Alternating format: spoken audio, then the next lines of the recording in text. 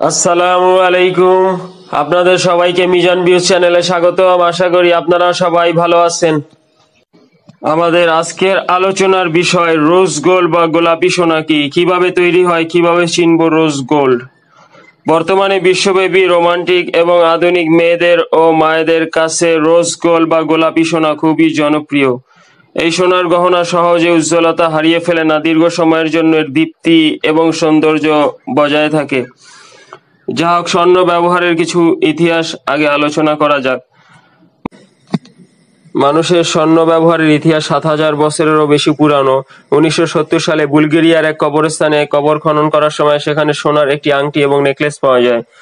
গবেষকরা গবেষণা করে দেখেন যে ওই স্বর্ণের অলঙ্কারের বয়স খ্রিস্টপূর্ব ৪,২০০ থেকে ৪,৬০০ বছর আগের, যা মিশরীয় এবং রোমান সাম্রাজ্য শুরু হওয়ার কয়েকশো বছর আগে ছিল। এ থেকে বোঝা যায় যে মানুষ কত আগে থেকে সোনার ব্যবহারে অভ্যস্ত ছিল।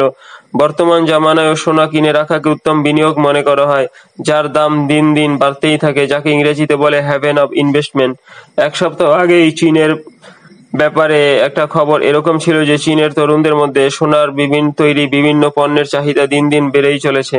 অর্থনৈতিক অনিশ্চয়তার কথা মাথায় রেখে তাদের মধ্যে নিরাপদ বিনিয়োগ হিসেবে স্বর্ণ দানা বা গোল্ড বিনস কিনে রাখার প্রবণতা বাড়ছে। মুখে খাওয়া বড়ির মতো ছোট এই স্বর্ণের এসব দানার ওজন ১ গ্রাম করে। এগুলোর দাম স্থানীয় মুদ্রায় ৪০০ থেকে ৬০০ ইউয়ান, যা বাংলাদেশি মুদ্রায় ৬,০০০ টাকা থেকে ৯,০০০ টাকা পর্যন্ত। সবাই স্বর্ণকে ভবিষ্যতের জন্য একটা নিরাপদ বিনিয়োগ মনে করে, কিন্তু আপনি যদি মুসলমান হন, অবশ্যই আপনাকে এসব গহনার জাকাত দিতে হবে, তা না হলে আখেরাতে অনেক সমস্যা আছে। আর পরিপূর্ণভাবে জাকাত দেওয়ার দ্বারা সোনা কখনো কমবে না, বরঞ্চ পবিত্র হবে এবং চুরি হওয়া থেকে এবং নষ্ট হওয়া থেকে আল্লাহ তাআলা হেফাজত করবেন। সোনা একটি ঘন, নরম এবং নমনীয় মূল্যবান ধাতু, যার উজ্জ্বল হলুদ রঙের আভা রয়েছে। সোনা তাপ এবং বিদ্যুৎ সুপরিবাহী। খাঁটি সোনা এতই নরম এবং নমনীয় হয় যে ১ ট্রাই আউন্স বা ৩১.১ গ্রাম সোনা দিয়ে পাতলা শীট বানিয়ে ১৫৬ বর্গফুট জায়গা সম্পূর্ণ ঢেকে দেওয়া যাবে। স্বর্ণ বিভিন্ন রঙের হতে পারে, যেমন হলুদ, লাল, গোলাপি, সাদা ইত্যাদি। সবই খাদ ধাতুর কারসাজি।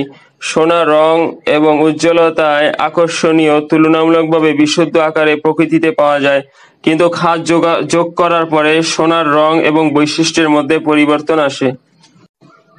কিভাবে গোলাপি সোনা তৈরি হয়? রোজ গোল্ড বা গোলাপি সোনার প্রথম প্রচলন হয় রাশিয়ায় ১৮০০ শতকের শেষের দিকে। তখন তার নাম ছিল রাশিয়ান গোল্ড, এবং বিংশ শতাব্দীতে সেই সোনা বিশ্বজুড়ে পরিচিতি লাভ করে। তখন তার নাম হয় রোজ গোল্ড বা গোলাপি সোনা। প্রাকৃতিকভাবে প্রাপ্ত হলুদ সোনাকে গোলাপের সুন্দর আভা দেওয়ার জন্য তাতে খাদ হিসাবে কপার বা তামা যোগ করা হয়। খাঁটি তামা দেখতে কিছুটা লালচে গোলাপি হয়। ৭৫% খাঁটি সোনার সাথে ২৫% তামা যোগ করে গোলাপি সোনা তৈরি করা হয়। যদি বেশি গোলাপি হয়ে যায় তখন এর সাথে কিছু রূপা যোগ করে সামঞ্জস্য বজায় রাখা হয়। অর্থাৎ গোলাপি সোনা বা রোজ গোল্ড হলো ৭৫% খাঁটি সোনা এবং ২৫% তামা যোগ করা একটা মিশ্রণ। এই পার্সেন্টেজের স্বর্ণকে ১৮ ক্যারেট সোনাও বলা হয়। খাঁটি সোনার সাথে কপার বা তামার পার্সেন্টেজ যত যোগ করা হবে, ততই এর মধ্যে গোলাপি বা লাল আভা সৃষ্টি হবে। গোলাপি সোনার সুবিধা। গোলাপি সোনার সুবিধা হলো এটা কখনোই তার আসল রং হারিয়ে ফেলবে না, স্ক্র্যাচ পড়ে না এবং সহজে বিকৃতি হয় না। রোমান্টিক এবং আধুনিক মেয়েরা ও মায়েরা এই ধরনের গোলাপি সোনা খুঁজে থাকেন। এই সোনা বর্তমানে মেয়েদের কাছে বিশ্বব্যাপী খুব জনপ্রিয় হইতেছে। এই সোনার গহনা সহজে উজ্জ্বলতা হারিয়ে ফেলে না, দীর্ঘ সময়ের জন্য এর দীপ্তি এবং সৌন্দর্য বজায় থাকে। রোজ গোল্ড বা গোলাপি সোনার কিভাবে যত্ন নিব? গোলাপি সোনা বা রোজ গোল্ডের গহনার বিশেষ কোনো যত্নের প্রয়োজন নেই, শুধুমাত্র মাঝে মাঝে পরিষ্কার এবং পলিশ করলেই চলবে। তো এর সাথে আরো কিছু উপায় দেয়া হলো। রোজ গোল্ড বা গোলাপি সোনার গহনাগুলোকে দাগ পড়া থেকে অন্য গহনার সাথে একসাথে না রেখে আলাদা রাখা যেতে পারে। এর দ্বারা দাগ পড়া থেকে বা স্ক্র্যাচ পড়া থেকে রক্ষা পাবে। এই গোলাপি সোনা বা রোজ গোল্ডের গায়ে যদি কোনো রকমের ময়লা বা দাগ লেগে থাকে, সেগুলো মসৃণ কাপড় দিয়ে মুছে ফেলতে হবে এবং যে ধরনের রাসায়নিক উপাদান এই গহনার সাথে বিক্রিয়া করতে পারে, সেই সমস্ত রাসায়নিক উপাদানের ব্যবহার থেকে নিজেকে দূরে রাখতে হবে। ক্লোরিন যুক্ত সুইমিং পুল বা খারাপ আবহাওয়া, অর্থাৎ খুব আর্দ্র আবহাওয়া, অত্যন্ত গরম বা অনেক বেশি বৃষ্টিপাত, এরকম আবহাওয়ায় রোজ গোল্ডের গহনা পরে না বের হওয়া ভালো। এছাড়া ব্যায়াম করার সময় এবং বাগানে কাজ করার সময়ও এই গহনা ব্যবহার না করা। আমরা কিভাবে চিনবো যে কোনটা আসল রোজ গোল্ড? প্রথমে যে পদ্ধতিটির কথা বলবো তা হলো বিশ্ব স্বীকৃত হলমার্কিং পদ্ধতি। সারা বিশ্বে 14 এবং 18 ক্যারেটের সোনাই হলো রোজ গোল্ড। অর্থাৎ আপনি যদি এরকম স্বর্ণ পান যে স্বর্ণের গহনায় গায়ে 14 বা 18 ক্যারেট লেখা আছে, সেগুলি সাধারণত রোজ গোল্ড। কারণ 14 বা 18 ক্যারেটের স্বর্ণ তৈরি করতে যে অনুপাতে সোনা এবং খাদ মিশানো হয় তাই রোজ গোল্ড।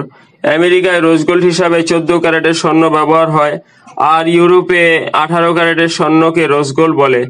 এখন আপনাকে যদি কোনো স্বর্ণকার 24 ক্যারেট লেখা কোনো স্বর্ণকে দেখিয়ে বলে যে এটাই রোজ গোল্ড, তাহলে অবশ্যই বুঝে নেবেন যে ওই গহনাটি রোজ গোল্ডের না, কেননা রোজ গোল্ড কখনোই 24 ক্যারেটের হবে না। রোজ গোল্ড হবে 14 বা 18 ক্যারেটের, যাতে সোনার পরিমাণ 24 ক্যারেটের চেয়ে কম হবে এবং ভেজাল হিসাবে বেশি খাদ মিশ্রিত থাকবে। 24 ক্যারেটের সোনা দেখতে খুব সম্পূর্ণ হলুদ হবে, আর গোলাপি সোনা বা রোজ গোল্ড দেখতে কিছুটা লালের মধ্যে গোলাপি আভা থাকবে। পাশাপাশি ধরলে বুঝতে পারবেন একটা হলুদ আর একটা লালচে হবে, যা হলুদ বা গোলাপি আভাযুক্ত। আজ এই পর্যন্ত। ভিডিওটি ভালো লাগলে লাইক দিন এবং এরকম ভিডিও আরো পেতে চাইলে চ্যানেলটি সাবস্ক্রাইব করে আমাদের সাথে থাকুন। আল্লাহ হাফেজ।